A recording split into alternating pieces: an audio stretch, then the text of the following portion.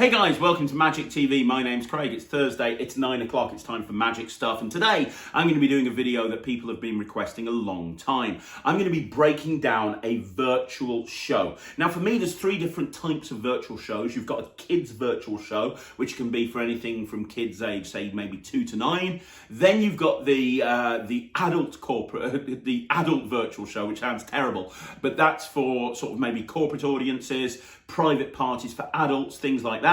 And then you've got what I call the sort of the teenage market, which is 10, 11, 12, 13, 14, 15 years old. Now, over the course of the next few weeks, if enough people want to see videos like this, I will cover what I do in my virtual shows for all three groups of people. But today, I'm going to be looking at that teenage market. And the reason is, this is kind of the market, the niche, that a lot of magicians don't do, because you've got kids entertainers, right? And they're most comfortable performing for kids, anything up to say maybe 9 or 10 years old. Then you've got close-up magicians and cabaret magicians who perform for adults, and they're really comfortable doing corporate shows. They're very used to doing weddings and things like that, but they wouldn't be caught dead performing in a kid show or doing kid shows. That's not something they'd want to do. And so the teenage market, kind of that niche, gets missed out by a lot of performers. And it's a shame, because they can be an amazing audience, because they've been brought up watching BGT, watching Dynamo, seeing magic and really, really enjoying it. But it's how you relate to them. You can't treat them as kids. But likewise, you have to be very careful as to the type of material and the type of performance that you do. So I do an awful lot of parties for that age range, and in today's video we're going to be looking at a performance that I did a couple of weeks ago for an 11th birthday. So the kids in this video, they're sort of 10, 11, 12, 13, 14. There were no children younger than that. There were also family members, adults, grandparents, stuff like that. I think we had about 30 or 40, maybe 50 people on the call, and I did a show for that age range. And what I'm going to do right now is I'm going to break down what I did in that show. And we're going to talk about how to put a virtual show together. And we're going to talk about why I chose the material that I chose and why I do what I do. Now, it's going to start off with me playing for you that full performance video. Now, you're going to see just me on there. You're not going to see them, because from a GDPR point of view, a safeguarding point of view, we didn't have them sign disclaimers. This was an actual paid gig, so I can't actually show you them, but you can see what I did. You can see my side of things. Okay, so before we do anything else, let's look at a full performance video of me performing at this party. If I've done this correctly, it means that everybody here should be able to see me. Do me a favour, put your hand in the air if you can see me. Who can see me? You can see me.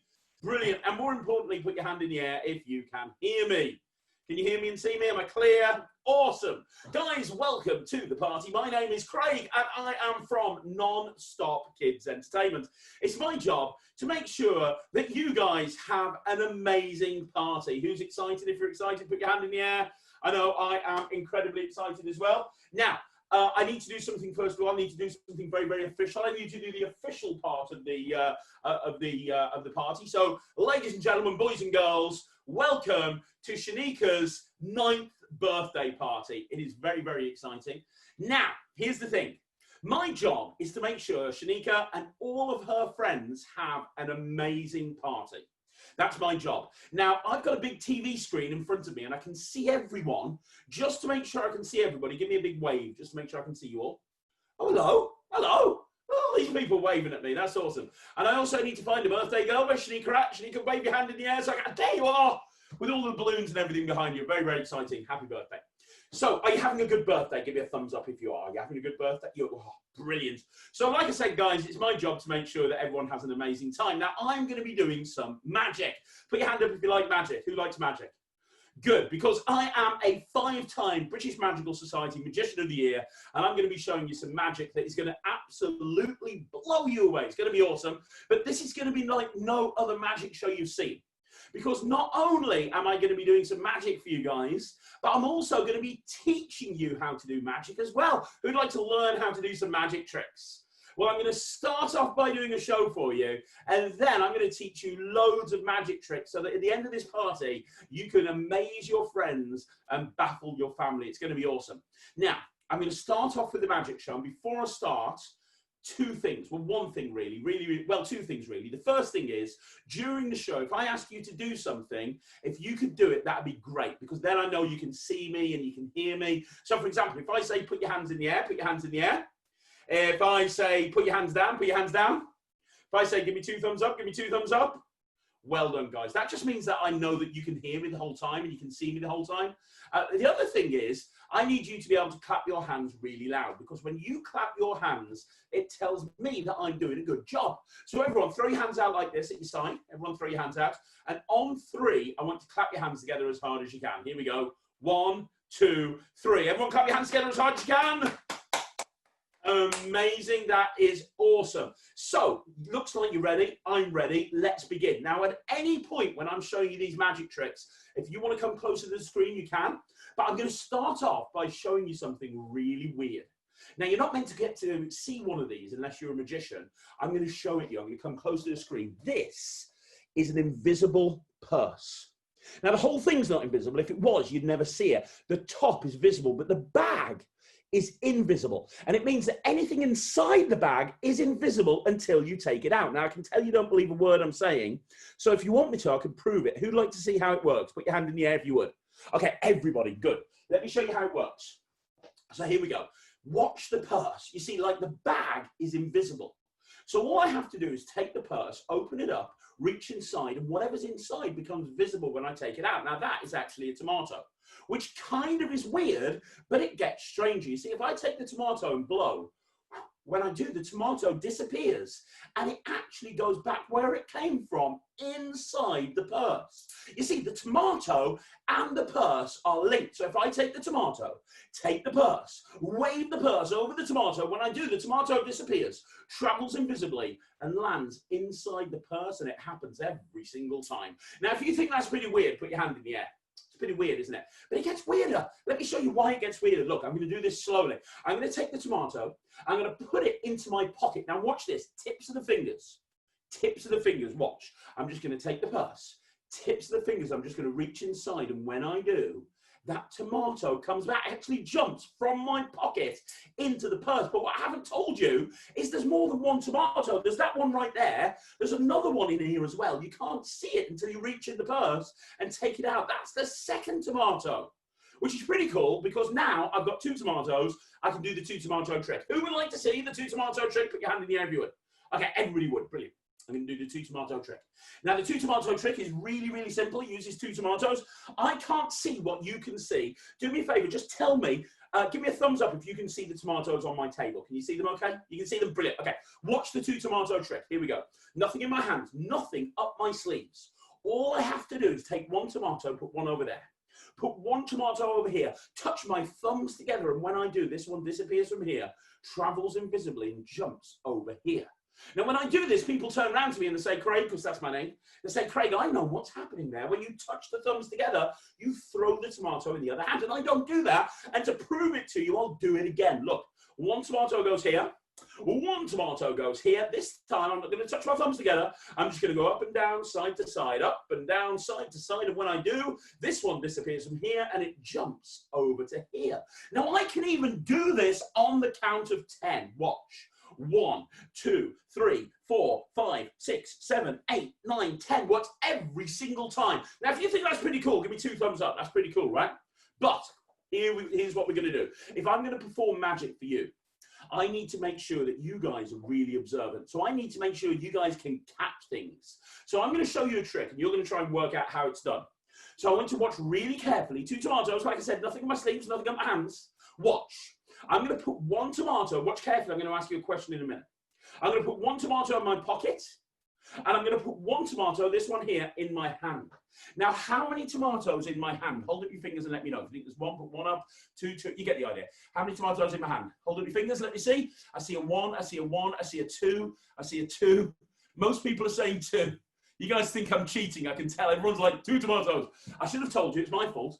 It actually uses 3 tomatoes. It's the 3 tomato trick. I should have told you the name of the trick before the trick began. It's my fault. It's actually called the 3 tomato trick. Now you know the name of the trick. I will do it again. Now you know it's called the 3 tomato trick. So watch. 1 tomato, this one right here, goes in my pocket. 1 tomato, this one right here, goes in my hand. 1 tomato, this one right here, goes in my pocket. How many in my hand? Hold up your fingers, let me know. Let me see. Okay, so 2. I see a 5. Somebody's saying 5. How big is it? 10? Somebody's saying 10. 10, 5, 4. There's like 3 people that are saying 3. Most people are saying 5 or 10. Somebody is doing this, which I'm guessing means 0. Guys, I can't understand. I told you it's called the 3 tomato trick. It uses 3 tomatoes. I've literally told you the name of the trick twice now. Look, I'll do it one last time. This is your last chance to get it right, okay? One last time. Spoiler, there's 3 tomatoes, okay? Here we go. Look, nothing in the hands, nothing up the sleeves. 1 tomato goes in the pocket, that's 1. 1 tomato goes in the hand, that's 1. 1 tomato goes in the pocket, that's 1. One last time, I'll show you 3 times now. How many tomatoes in the hand? Hold up your fingers, let me know. Right, I see a 3, I see a 3, I see a 3, I see a 3, I see a 3, 3, 3, 3, 3, 3. General consensus is 3, guys. I've got to be honest with you, it's not 10, 9, 8, 7, 6. It's not 5, not 4, not 3, not 2, not 1. The whole thing was in your imagination. I have no tomatoes, just 2 empty hands. And that's magic. Now, if you like that, let me know. Give me a clap. Let me see how many people liked it. Everybody did. That is awesome. And that's what I do, guys. I do magic. But I'm not just a magician. I'm also a pickpocket. I get booked to go to events and steal people's things and give it them back. Now, I only use my powers for good. But who here would like me to show them how to take money out of a wallet by magic? Put your hand in the air if you'd like to see that. Everyone would. Okay, I'll get my wallet. Over here, I have a wallet. Let me come close to the screen so you can see it. Now, over here, I have a wallet. And inside my wallet, I have money. Hopefully you can see the money, but I'm going to take it out so you absolutely definitely can see it. Inside this wallet, I have 20, 40, 60, 80, 100 pounds. Now, if you can see that 100 pounds, put your hands up so I know you can see it. Good stuff. Everyone can see it. I'm going to try and get that money out of this wallet without you catching me. You have to try and catch me getting the money out the wallet. So I'm going to put the money in the wallet. Here it goes. Make sure I'm not cheating. There goes the money inside the wallet. And I want to see if you can catch me getting the money out of the wallet. I'm going to put it on my table over here. There's the money inside the wallet. I'm going to put the wallet right there on the table. Now put your hand in the air if you can see the wallet over there. You can see the wallet. Good. You've got to watch that wallet like a hawk. Let me just give you one last look at the money in there. Do not blink. Watch that money inside that wallet. Your job is to try and catch me getting the money out of that wallet. Now, to get the money out of the wallet, I have to use misdirection. That means making you guys look somewhere else, which is why I have another wallet. And this wallet, guys, this has receipts in it. And I'm going to come as close to the screen as I can to show you this, but I'm going to try and keep an eye on that wallet as well. Now, these receipts are the same size. They're the same shape. They're the same weight as £20 notes. They are identical in every way. Other than these receipts are worthless. They're made out of paper. They're not worth anything. Now, I'm going to fold the receipts in half, and I just want you guys to tell me who here can see the receipts. Put your hand in the air if you can see the receipts. Very important, you can see the receipts. Good. Now, watch. I'm going to hold the receipts right here. Keep an eye on the wallet, but keep an eye on the receipts. I'm going to do this as close to the camera as I can, and it's going to happen on 3. Watch this. Watch the receipts. 1, 2, 3. It's that quick. You see, now I have the money here. This is 20, this is 40, this is 60, 80, 100. I'm £100 richer. I've got the money over here. I can sneak off with that without anybody knowing. And yet, who was watching the wallet the whole time? Because if the money's over there, the receipts had to go somewhere. And even though you guys were watching the wallet from the very beginning, inside the wallet, we have the receipts. And that's why you should never trust a magician, because we're very quick and we can do sneaky stuff like that. Now, like I said to you, this is the sort of stuff that I do. I do magic. But when I found out I was coming to Shanika's birthday party, and it was going to be her 9th birthday party, I knew I had to do the most amazing trick ever. Now, I have got with me the most amazing trick ever. Every magician has a signature trick. It's the trick that that magician does that no other magician does. And I have got that trick here with me today. I don't normally do it. I keep it for special occasions, but I think Shanika's 9th birthday is a really special occasion. If I see enough people giving me a double thumbs up, I will do that trick for you. Let me see. Who's going to give me a double thumbs up? Okay, I see lots and lots and lots and lots and lots and lots and lots of double thumbs up. I will do the trick for you. This is an amazing trick. Let me go and get it. I have it here. I have it inside this brown bag. Here it is. Now, guys, inside this bag, I have two things. They're both the same. And I bet you that most people that are watching this, they have one of these at their house as well. You see, inside this bag, I have two Rubik's Cubes. Now, who here owns a Rubik's Cube and has one in their house? Put your hand in the air if you've got a Rubik's. Okay, a lot of people have got a Rubik's Cube. Now, be honest with me, tell the truth, don't lie. Who here, if I gave you a Rubik's Cube right now, who here could solve that cube in less than a minute? Put your hand in the air if you could. It's very tricky to do, less than a minute. Really, really tricky. Very difficult to solve Rubik's Cube. Now, I've been solving Rubik's Cubes for 25 years. And I'm going to show you something amazing. I've got two cubes inside here. Now, the first one is the oldest cube I own. This cube, very, very old cube. This cube has not been solved in about 15 years. My mum and dad got me this cube. It's a very, very old cube. This is what a cube looks like when it's all mixed up. Now, the other cube, every single person at this party could solve the other cube in this bag. And the reason is the other one, excuse me, is brand new and it's not yet been mixed up. This is what a cube should look like when you buy it. When you've solved it, it should look like this. Now, guys, I'm going to do something with this cube. I'm going to leave the mixed up cube inside the bag. Your job is to watch that mixed up cube like a hawk. Make sure you watch the bag with the mixed up cube. And if I put it over there, who can see the bag with the mixed up cube? Put your hand in the air if you can. Good. Your job is to watch that. Now I'm going to come close to the screen and show you something with this one, but try and watch that bag. Now this cube, like I say, it's completely solved. And there's 6 colors on a Rubik's Cube. There is a different color on each side. And the more you mix these things up, the harder they are to solve. There's actually 47 quintillion million combinations. Now here's what we're going to do. I'm going to try and solve this Rubik's Cube. And I'm going to solve it in 1 second, which is a world record. And I'm going to do that with one hand. Who here, put your hand in the air if you'd like me to solve it in 1 second with one hand. Put your hand in the air if you would. Okay, here's the deal. I'm going to solve it in 1 second with one hand. And if I do that, though, the deal is you've got to give me a big round of applause. If you're okay with that, give me a thumbs up. Okay, I see lots of thumbs up. Watch the cube. I'm going to hold it here. I'm going to count 3, 2, 1. Then I'm going to shake it and it's going to solve. I'm not going to take it off the screen. Watch that cube. 3, 2, 1. Any questions? We're following this. Isn't that weird? Solving a Rubik's Cube. Wow, I see a lot of people clapping and cheering. Thank you so much. Oh, lots of claps. Lots of claps. You guys are awesome. Now, here's the thing. Here's the thing. When I do this, people turn around to me and they say, Craig, because that's my name, Craig. They say, Craig, I think I know what's happening here. They think that I can just solve the cube that quickly. No one can solve a cube that quick. I've learned to solve a cube with magic. I can solve the cube by doing one move. That is a move. Every time you move the cube, that's a move. Now watch, I'm going to solve it with one move. This side, I'm going to turn it towards me, one move, and it'll solve. Watch this. Here we go. One move. Any questions? Are we following this? This is really confusing, isn't it? I tell you what, I'll do it one last time. Now, where's Shanika? Put your hand up, Shanika. Hello, there you are. Right, you're going to help me with this. We're going to do this one last time. You are going to pick a color on this cube. Now, I can't hear you, but I can see you. So you're going to let me know what color. I'm going to go through the colors one at a time. When I get to the color that you want, give me a thumbs up, okay? So, blue, white, green. Oh, green. It's green that you want. Is that right? Okay, Shanika wants green. Watch this. I'm going to mix this up one last time. And I'm going to do it one last time in slow motion with one hand. Watch. Slow motion, one hand. And what you need to understand, the middle points on a Rubik's Cube never move. So if you want to solve the yellow side, it has to be there where the yellow center is. That can't be the yellow side. That would have to be the white side. Now, Shanika wanted green. So I have to try and solve here where the green center is. So try and keep an eye on that bag, remember, but also under there you go. But also watch the green side. I'm going to try and do this. Watch this. Shanika wants green. Now you can see that there's 10 spots. 1, 2, 3, 4, 5, 6, 7, 8, 9. Sorry, 9 spots.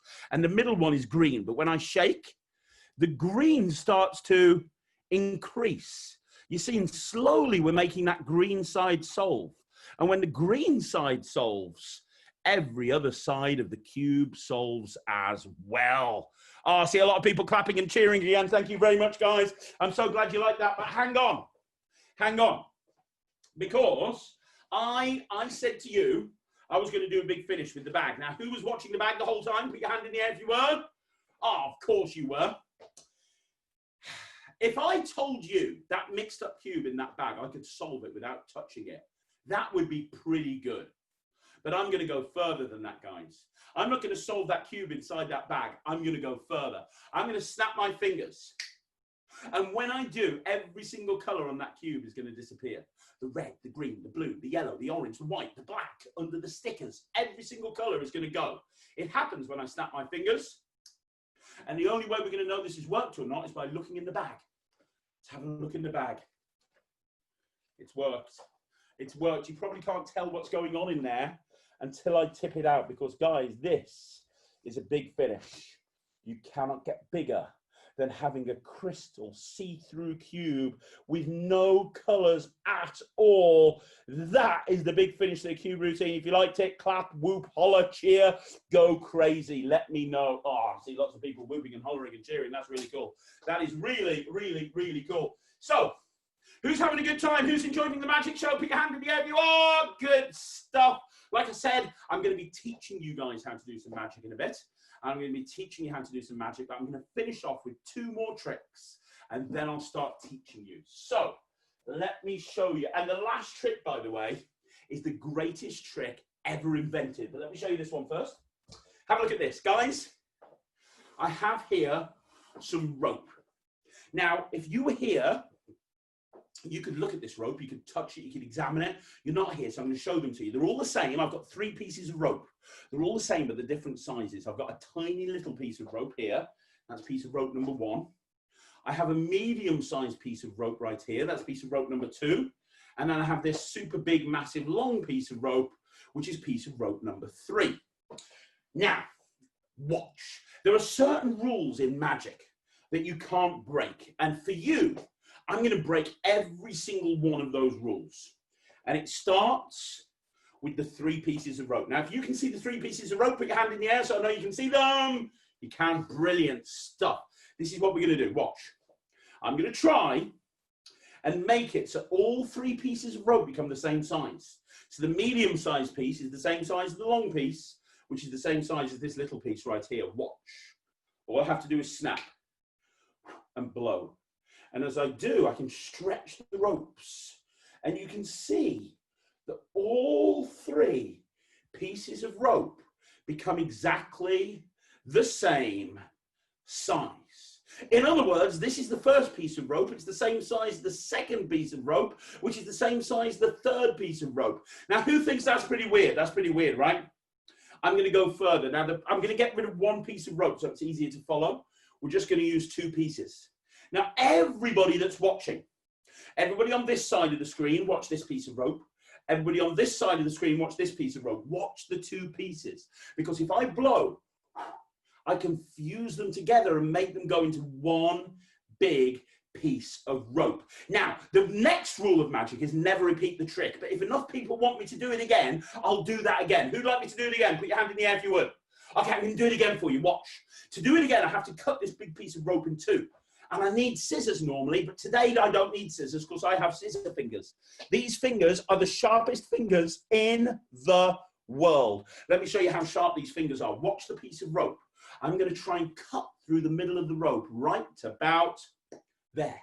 And that gives us 2 pieces of rope. And now we've got the 2 pieces of rope. I can put them together. Watch right there, where the 2 pieces of rope join, because that is where they're going to go together. Isn't that weird? Put your hand in the air if you think that's weird. I think that's weird. Now, the one last rule of magic that you shouldn't break is telling people how the trick works. Who would like to know how this trick works? Put your hand in the air if you would. I'll teach you how it works. It's really simple.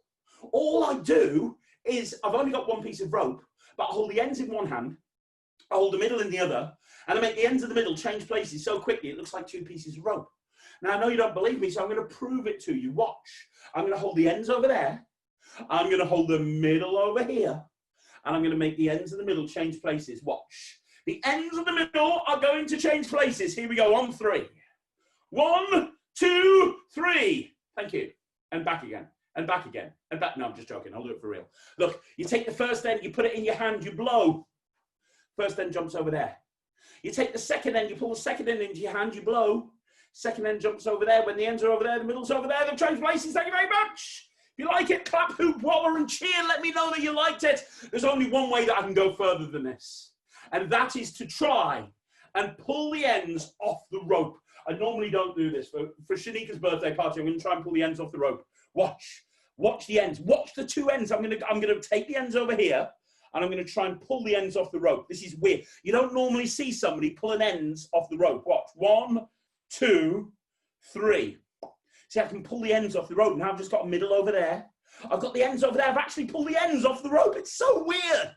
But the only way to get the ends back on is to throw them on. So I'm going to try and do this. Birthday girl, I need you to help me. You're going to decide where I put the ends on. I'm going to do this, and anytime you want to, give me a thumbs up, and that's when you'll stop, and that's where we'll put the ends back on. Anytime you want to give me a thumbs up. Right there. She wants it right there. Watch these ends. Guys, watch these ends. I'm going to come as close to the screen as I can. I'm going to just wrap them over the middle. Watch this. 1, 2, 3. And they go right back on the rope, which means that I have to go for the big, big, big finish, which is to go back with 3 pieces of rope. 1, 2, 3. But if you remember, guys, at the very, very beginning, I had 3 pieces of rope that were different sizes. And these are all the same size. So if I'm really going to go back to the way I was, I have to make these different sizes. And if I manage to make these different sizes, I want you guys to go crazy. Watch the ropes. 1, 2, 3, and that's when they go back. That is a small piece of rope, a medium-sized piece of rope, a long piece of rope, and that's the end of the trick. Thank you very, very much. Woo! I know, right? Isn't that weird? Now, we've now reached the end of the show. We're on to the last trick now, and then I get to teach you guys how to do magic. Now, for the last trick, I'm going to perform for you the oldest trick in magic. I need to get a few things for this. This trick is over 2,000 years old. I need a few things for this, actually. This trick is so old that, here we go, I've got everything I need. There we go. This trick is so old that if you ever go to Egypt and you look down the pyramids, there's hieroglyphs and drawings of magicians performing this trick. This is the oldest trick in magic. Very few magicians do this trick anymore, but I'm one of the ones that do. Who would like me to finish the show by doing the miracle of the cups and balls? Then you have to watch really, really carefully, because there's a very good chance you'll never see this trick again. There's very few people that can do it, and a lot of magic happens very, very quickly.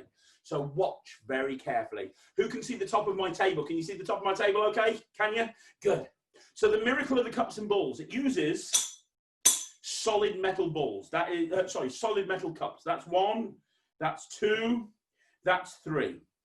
Who can see the cups on the table? Can you see the cups? You can, good. Now, as well as the cups, there's one more thing that you need, and that's this magic wand. Now, the magic wand has 2 purposes. The first is it makes a really cool noise when you hit the cups. But the second reason is this is called the cups and the balls, and you need little red balls to do this trick. And this wand makes little red balls appear. Watch, when you tap and tap, you can get a little red ball right there.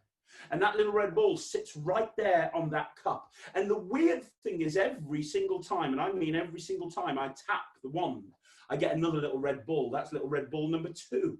Now this one is a magic one because it goes through the cup. We'll get to that later on. There is one more ball, and that's the one on the end of this cup right here. Watch, you just pull, and that one comes off. And now we have 3 cups, 3 balls, and a magic wand. Who's ready? Put your hand in the air if you're ready. Guys, a lot of magic is going to happen, so watch very, very carefully. 3 cups, 3 balls, a magic wand. We start by making the balls disappear. You take the first ball, you tap, and when you do, the first ball disappears completely.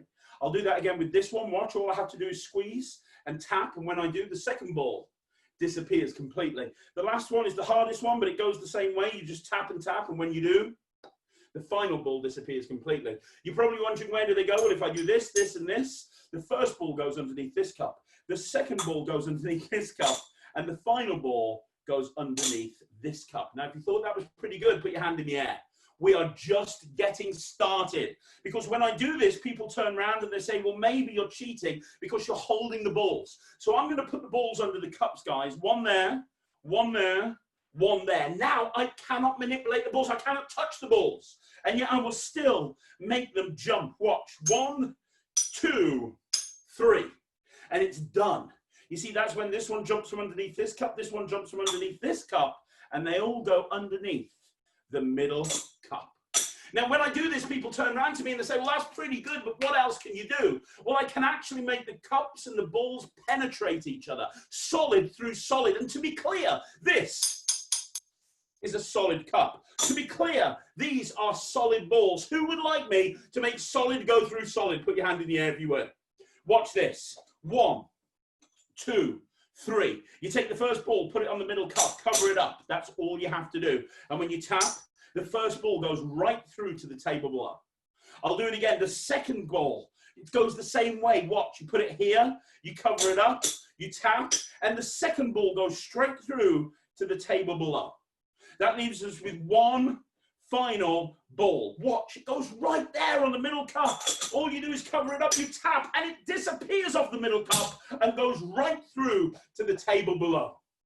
But you know what? There's too much to watch. I'm going to get rid of one cup. Let's get rid of one cup. So now we've just got 2 cups. 2 cups and 2 balls. I'll get rid of this ball. Put your hand in the air if you can see the 2 cups and the 2 balls. You can. Brilliant. Watch. One goes here. One goes here. I'm going to make this ball dump from here over to here, jump from here to here, from here to here, from here to here. It's done. It goes from here. It goes over here. We still have too many cups. Let me get rid of one more cup. Now we only have 1 cup, 1 ball. I won't even use the magic wand. Who can see the 1 cup and the 1 ball? Guys, I cannot get any cleaner than this. Watch the 1 cup.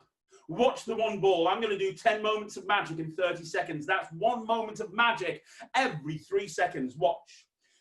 All I have to do is take the ball and squeeze, and when I do, the ball disappears and it goes right there underneath the cup. Now, every single time I take the ball and squeeze, the ball disappears and it goes right there under the cup. I can take the ball and put it in my pocket and have it go underneath the cup, or I can take the ball and have it go like this through the cup, or I can take the ball and drop it there and have it go through the bottom of the cup, but I prefer to make it go. You get the idea. I'm telling you, there's so much magic that's happening. But Shanika, I'm going to go for a big finish and I need you to help me. Look, 1, 2, 3 cups and 1 ball. I'm going to, Shanika, for the big finish, I'm going to try and make this ball jump from my pocket to underneath one of the cups, and you get to choose which cup. That is cup number 1. The middle one is cup number 2. That one over there is cup number 3. You're going to let me know which cup this ball goes under. It goes in the pocket. 1, 2, or 3. Hold your fingers up, Shanika. Let me know which one. 1, 2, or 3. She's got 2 fingers up right there, 2 fingers. I tap here and it goes under cup number 2. Let's do it again, Shanika. There's still 1 and 3. I'll put it back in my pocket. 1 or 3. Which one? Let me know now. Quickly, 1 or 3. 3 she wants. So all I have to do is tap over there, and that's number 3. So the big finish is to try and make it go into cup number 1. And if I do, I want you guys to go crazy. Watch this. 1, 2, 3. And there it is. Go crazy! But no. That's not good enough. I'm going to go further. I'm going to put this in my pocket. And for the big finish, watch this. I'm going to tap, tap, and tap. And that is the big finish. You cannot get bigger than that. Because, guys, you cannot get bigger than a big yellow ball. You cannot get bigger than a big red ball. You cannot get bigger than a big blue ball unless you tap one more time. And when you do, you get an honest to goodness, real life lemon. And that is the big finish. Let me know if you liked it. Clap, holler, whoop, cheer. Let me know. Thank you so much. I see you guys going crazy, which is good. Okay, so you've seen the video now, so you've seen what I do. Let's talk very quickly about virtual shows. I'm not going to try and convince you to put a virtual show together. I've done videos on the channel talking about virtual shows in great detail. Go back and watch some of those. Today I'm going to be talking to you about the practicalities of actually putting a virtual show together. So first of all, you need an environment in which to perform. Now you saw on that video, I have a building at the bottom of my garden. I kind of like an office, and I've turned it into a bit of a recording sort of studio. I've got a banner up behind me, and other than that, it's plain walls. You don't want anything too messy. You don't want it looking really messy behind you. You want a nice area, and you need to make sure, and this is vitally important, you need to make sure that the internet is strong down there. Wherever you're performing, you need to make sure you've got a strong internet browser, that your internet is strong, and that's really, really important, because what you don't want to have when you're performing, you don't want to constantly be cutting out so that people can't see you. You don't want your performance lagging, so you're speaking but your actions aren't matching what you're saying, or you don't want, worst case scenario, the internet to go down completely. Now, when you're talking about internet, if you just Google internet speed and do an internet speed search on Google, you'll get an upload speed and a download speed. Zoom uses both of those speeds. The download speed is how clearly you can see their end of the conversation. So it's how clearly you can see their end of the conversation, how you can see them so you can interact with them. The upload speed is how crystal clear you appear to them, because you're uploading your performance, to the internet, which they're then seeing. So the upload speed and the download speed is very, very important. So make sure that your internet speed is really, really good. Now, when I started doing virtual shows, I did my virtual shows on a phone. I just used an iPhone because the camera on an iPhone is really good. The camera on the iPhone is really good. And that worked, but there are a couple of disadvantages to using an iPhone. And one of the big disadvantages is, if you're using an iPhone, you can't see everybody at the party. You can only see a maximum of 4 people. One of the things that I will be talking about is making it really interacting with people. And you can't do that if you can only see 4 people. So that's a massive negative towards using a phone. The other negative is, if you're using music in your show, you don't want to be using a speaker. Normally if you use music in your show, you have a speaker set up and you control the music off the speaker. You don't want to do that. And the reason you don't want to do that is because Zoom, which is what most people do virtual parties through, Zoom is designed as sort of video conferencing. It's not designed to play music, so it will be distorted if you're playing music. And the only way to play music through a phone via Zoom is by having a speaker there and having it go through the speaker, which isn't very good. And also there's certain functionalities and certain things that you can do in Zoom that you can't do if you if using a phone. So I tend to use a laptop. I use a MacBook Air. Now you can get, and I've got an external mic as well. You don't need an external mic. You could just use a laptop. Make sure it's got a good camera. Make sure it's got a good microphone. Or you can buy a really good external microphone, a really good external camera. I've never had a problem with my MacBook Air. And what I do is I have my MacBook Air there, which means I can share the music from the laptop. So any music that I play, I can share my screen off my laptop. I can share just the audio, and then I can connect that audio to my phone. So I can have my phone, and I'm controlling the music on my laptop through the phone. So if I'm doing a routine that requires music, all I have to do is just take my phone out, or even connect it to my watch, and I can control music that way without constantly having to go to the laptop. So I have a laptop. Now the other thing that I have is I actually have 2 computers in my little shed at the bottom of my garden. I have 2. I have my laptop, which I just take down, and I have another older computer there. And the reason is, the older computer, I just log that into the party. And then what I do is, I'm using mainly the laptop, right? But I log the computer in. And the reason I do that is because when I'm doing the party, I have the laptop on gallery view, which means I can see all of the audience members very, very clearly. I can see them all, so I can interact with them and I can see their names and so on and so forth. But if I've got the other computer behind me, I have that on speaker view, which means I can see myself. Now, it's really important that I can see me for a couple of different reasons. First of all, if I'm doing magic and I'm doing a routine, I can make sure that I've got it at the best possible angle. I can make sure that people can see everything very, very clearly. But the other reason, and this is kind of even more important, is I don't want to be in a situation where my internet's gone down and I don't know about it. Because the thing is, if I'm using my laptop and I have my laptop on speaker view, which means that I just see myself, because my laptop's the one that's actually recording it, even if my internet's gone down, I will still see myself moving and I'll think everything's fine. And it might not be, the internet might have dropped completely. But by having two computers set up, I can see if I freeze on that computer behind me, well, that's what they're seeing. So I'll know that I've got a problem immediately. So that's a kind of a safeguarding thing for me. And you want to make sure that you've got a backup. Now, I've probably done at this point about 500 or 600 virtual parties, myself personally, and I've probably only had 4 times when the internet's gone down because I've made sure I've got really good internet where I am. But you need to make sure you've got a backup. Now, that could be that you've got your phone there on a stand and you're ready to access the party by your phone. And you could just log in via your phone. So if the internet goes down completely, you can just get your phone and go boom and just log back in or whatever it may be. But you need to make sure that you've got a backup. You need to make sure that if your internet goes down, you've got another option. And using data and using 4G off a phone, that is a backup that you could maybe go with. It's completely up to you. So you've got your setup. I don't want to make this all about the technical side of things, and I can do another video about the technical side of things, but it's important to understand, I will say to you, it's very important to understand how Zoom works. It's very important to understand if Zoom is your platform of choice, and it's my platform of choice, understand it. Don't just get it, but fully understand it.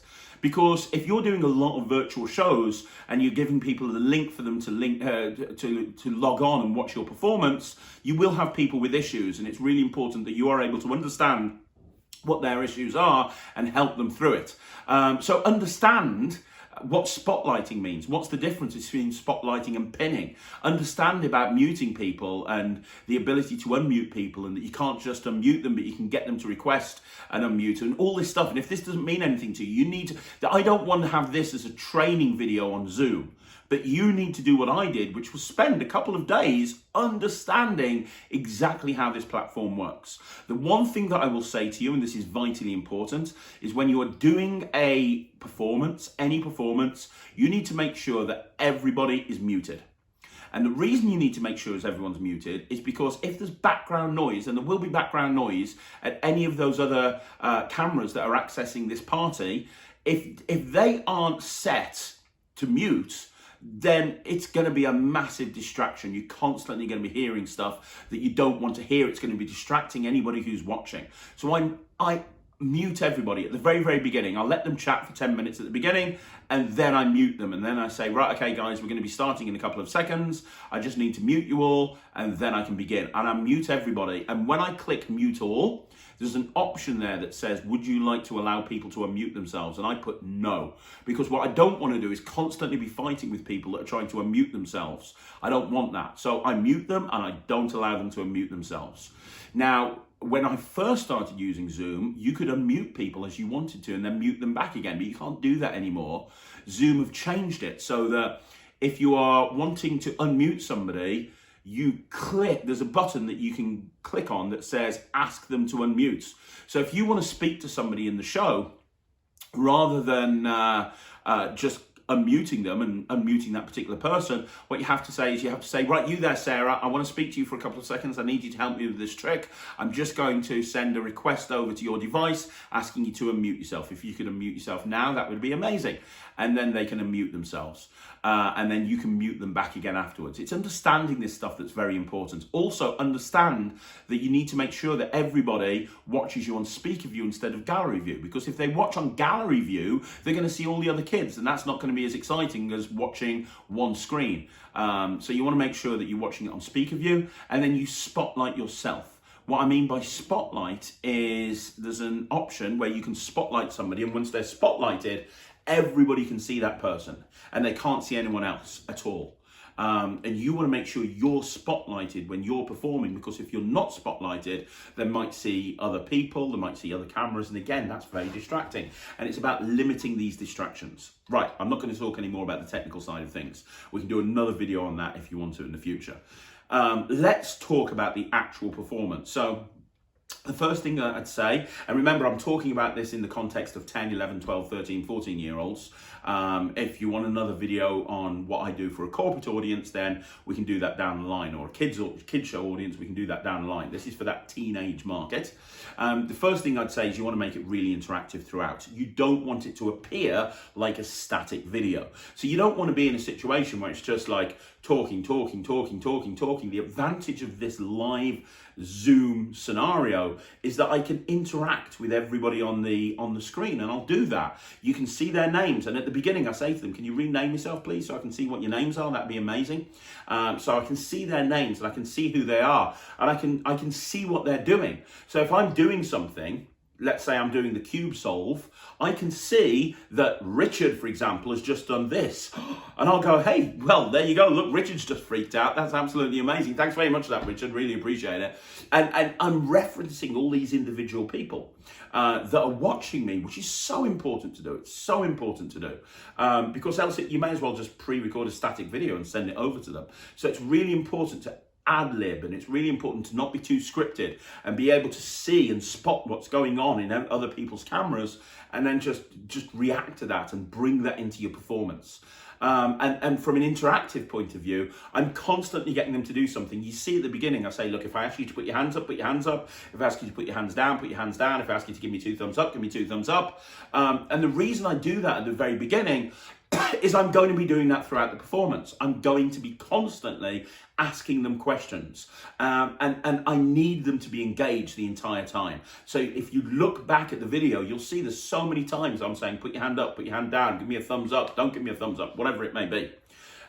In terms of choice of material, well, first of all, I do the warm-up. So first of all, I have a little warm-up that I do at the beginning. So I say, hey, put your hands up if you can hear me, put your hands up if you can see me, fantastic. My name's Craig, I'm the magician, you're gonna have an amazing time, it's gonna be absolutely fantastic. I tell them that I'd like them to clap their hands. You know, the warm-up's over in about a minute, and then I go into the routine. And what I want to do, especially for this age range, is I want to establish credibility. I want people immediately to go, okay, this guy's pretty good. So I don't want to do something long and drawn out. I don't want to do something that's not visual. I want to start off with something that's super visual, that grabs their attention, which is why I go into the sponge balls routine. I go into the sponge balls routine because sponge balls is so visual, and I use 2-inch sponge tomatoes, so they're really big, so they really pop on the camera.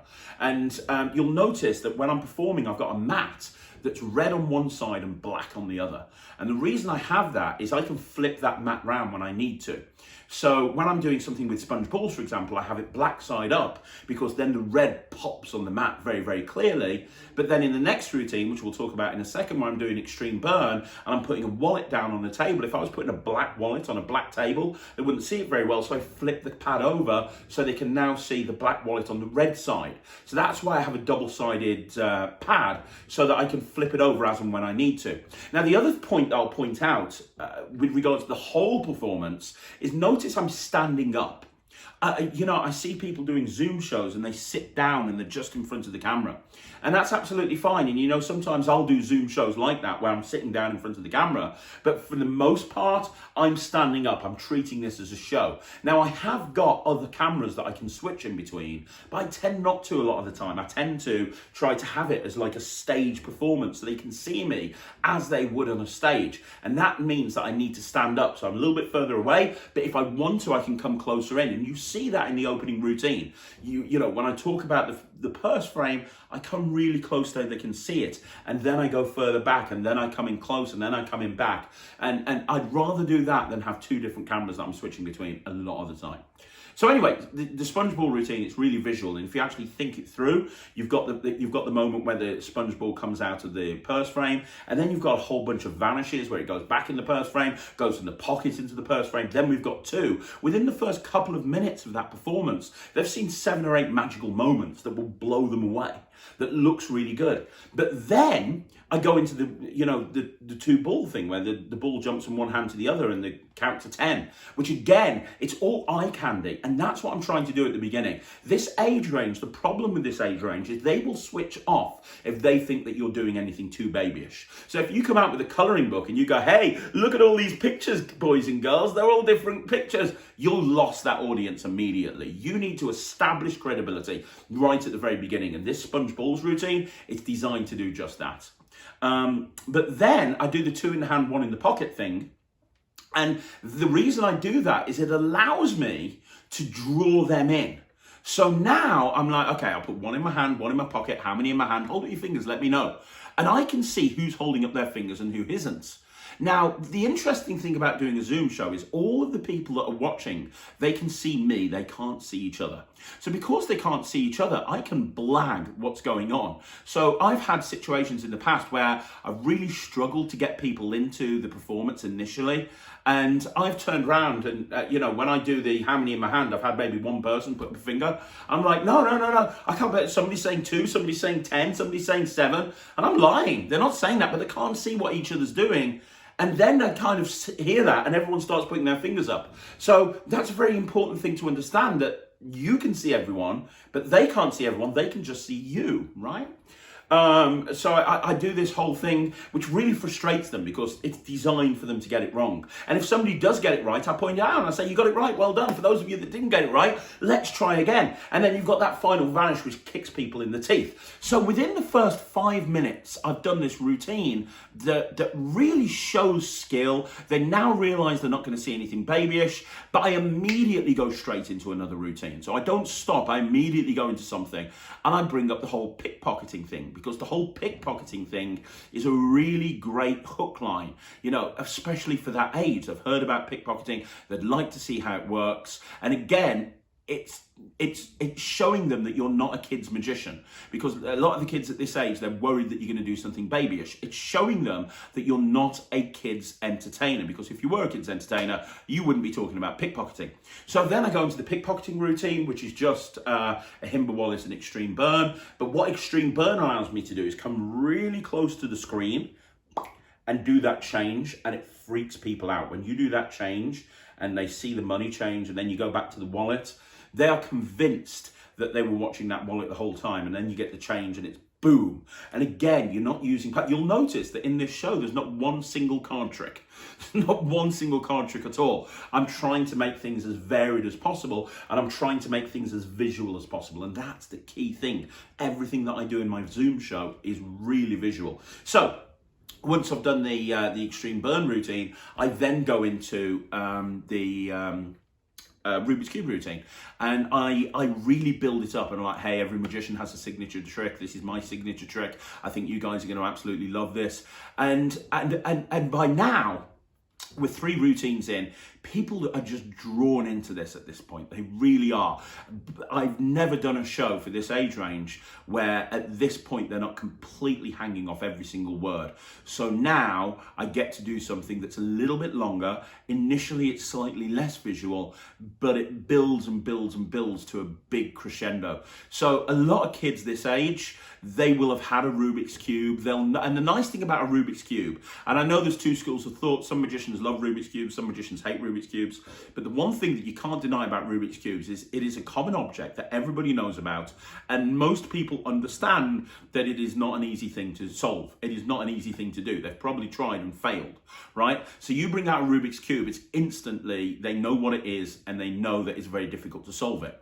So you have this thing where you show the 2 cubes, you put the bag over there, you tell them to keep watching the bag, and that's callback throughout. Keep watching the bag, keep watching the bag. But then you're doing these 1-second solves and 1-move solves, and you're doing the slow motion solve and all of that, and you can see people's eyes popping. It's like, how is this happening? Now, a lot of the time when I'm performing in a Zoom show, I won't bother unmuting people. I keep them muted, and I'll come up with ways of actually involving them without unmuting them. And a perfect example is when I'm doing the slow motion solve and I turn around and I say, look, I need a color. I can't hear you, but I can see you. So I'm going to point to the colors. Just give me a thumbs up when you want the color that you want. Oh, that one. Okay, fantastic. So again, I'm making sure, and you'll keep watching and you'll see that the whole thing all the way through is very, very interactive. So I do the Rubik's Cube thing, and then you've got the kicker of the clear cube from Prop Dog in the bag that they were watching the whole time, which is an amazing ending. And when you bring that out, it guarantees to get a great reaction. And I'll point it out. You can see me pointing out. I go, oh, some people are doing this. Some people are clapping and cheering. Thank you so much, guys. You guys are awesome.